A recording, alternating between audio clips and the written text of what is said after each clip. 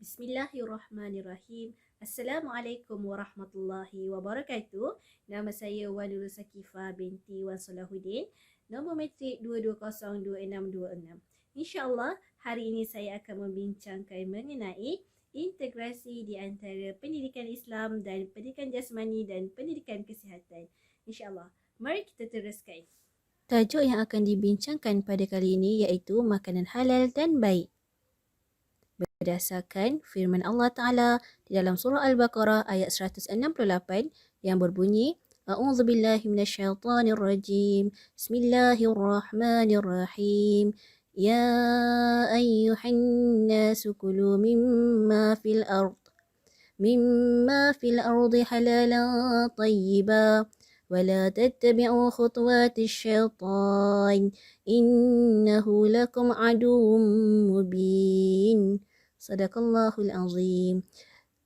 Maksudnya, wahai manusia, makanlah dari makanan yang halal dan baik yang terdapat di bumi.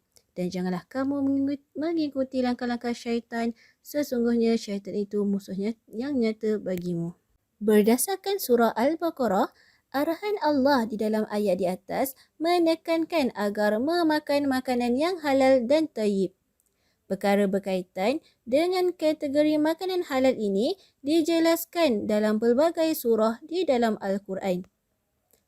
Persoalan yang menjadi mauduk perbincangan ialah bab mencari makanan yang bersifat tayyib.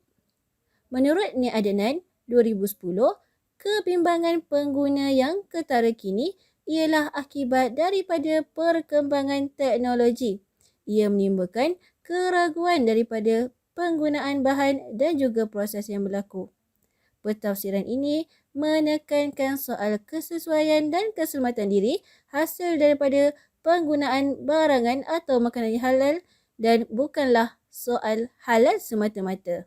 Definisi tayyib. Menurut pandangan At-Tabari, tayyib merupakan sesuatu yang bersih, berkualiti, tidak najis dan tidak haram untuk dimakan. Manakala halal pula adalah bahan makanan yang murni dalam keadaan pemerolehannya, berkhasiat dalam kualiti dan juga bebas daripada sebarang aspek yang boleh menjejaskan konsep halalan tayyiban.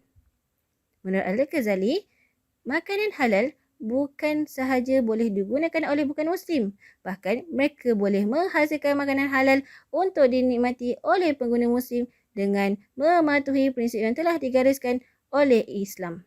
Integrasi di antara buku teks pendidikan Islam tingkatan 1 dan pendidikan jasmani dan kesihatan tingkatan 2 dalam bidang Al-Quran yang menyentuh surah Al-Baqarah ayat 168 bertajuk Makanan Halal Lagi Baik. Hikmah yang boleh diambil iaitu kepentingan dalam mengambil makanan yang halal dan baik serta prihatin terhadap aspek pengeluaran makanan yang menepati hukum syarak dan mematuhi piawaian kesihatan. Perkara ini juga dapat dikaitkan dengan buku teks pendidikan jasmani, pendidikan kesihatan tingkatan 2 yang menerangkan berkaitan keselamatan dan kualiti makanan serta cara memilih makanan yang selamat dan berkualiti.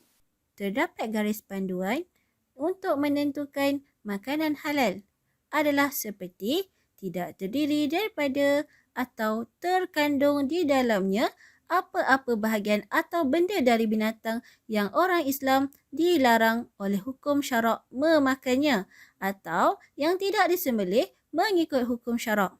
Selain itu, tidak terkandung juga di dalamnya apa-apa benda yang boleh dihukum sebagai najis mengikut hukum syarak.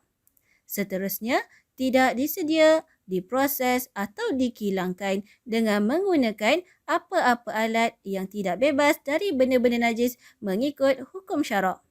Di samping itu, dalam masa menyedia, memproses atau menyimpannya, ia tidak bersentuhan atau berdekatan dengan apa-apa makanan yang tidak memenuhi kehendak, garis panduan atau apa-apa benda yang dihukum sebagai najis mengikut hukum syarak. Kesimpulannya, pemilihan makanan yang selamat juga merupakan satu kriteria yang perlu dipatuhi dalam memenuhi konsep halal dan tayyib. Pengetahuan tentang keselamatan makanan merupakan satu langkah untuk mengelakkan diri daripada mengambil makanan yang sudah tercemar dan mengurangkan risiko penyakit bawaan makanan. Di sini ingin saya tekankan bahawa dapat integrasi di antara pendidikan Islam dan pendidikan jasmani dan kesihatan melalui tajuk makanan yang halal lagi baik. Sekian, wabillahi taufiq wal hidayah. Assalamualaikum warahmatullahi wabarakatuh.